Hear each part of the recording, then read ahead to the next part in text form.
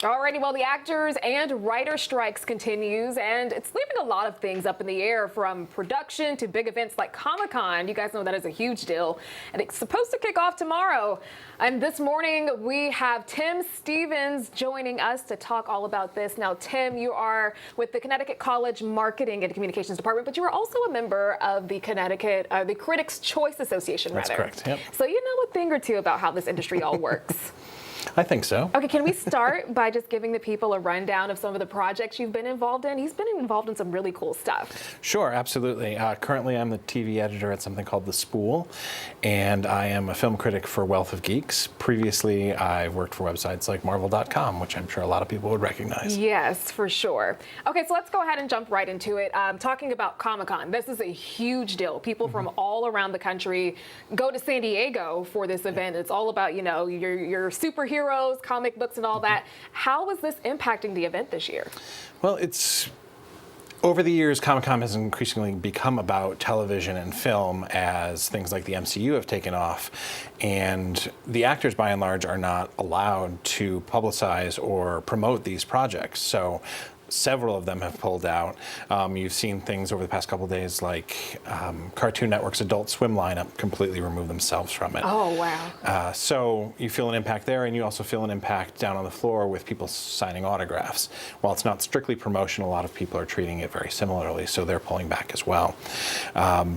For comic fans, it's kind of interesting because for years there have been people who have decried how much it's become about television and film. So comics are really going to have to step up to fill the void. So for people who have always been comic fans, in some ways it's very exciting to have San Diego Comic-Con be more about comics for the first time in years and years.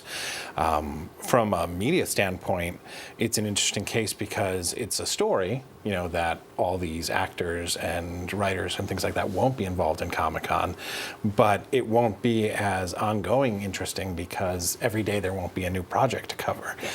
So you'll have, I imagine, a lot of people coming the first day and doing pieces from there, and local media doing pieces about like the people in costumes and things like that. But in terms of a day-to-day coverage, I don't think you're going to see as much. What a big change. Now, can you share some details about what the actors are fighting for in these strikes? Sure. So for the actors, some of it's very typical for strikes, you know, higher base pay rates, things like that.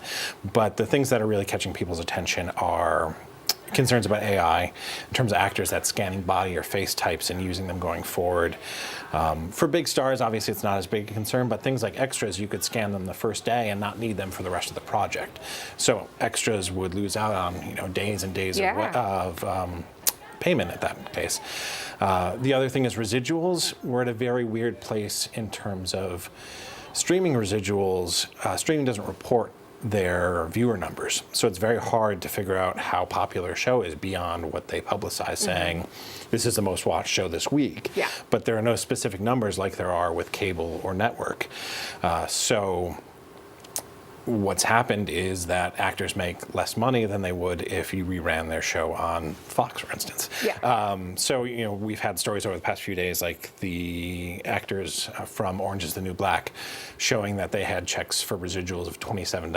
I saw that. Right. While the show is one of the shows that's sort of responsible for making that Netflix a place where original programming was sought. Yeah, for sure.